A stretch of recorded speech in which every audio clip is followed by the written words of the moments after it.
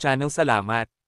Nagprotesta ang mga grupo at aktivistang pangkalikasan sa tanggapan ng Department of Environment and Natural Resources, DENR, sa Quezon City noong 5 ng Hunyo, kasabay ng paggunita sa taunang World Environment Day. Sa pangunguna ng Kalikasan People's Network for the Environment, binatikos nila ang rehimeng Marcos bilang pinakamalaking banta sa kalikasan ng Pilipinas.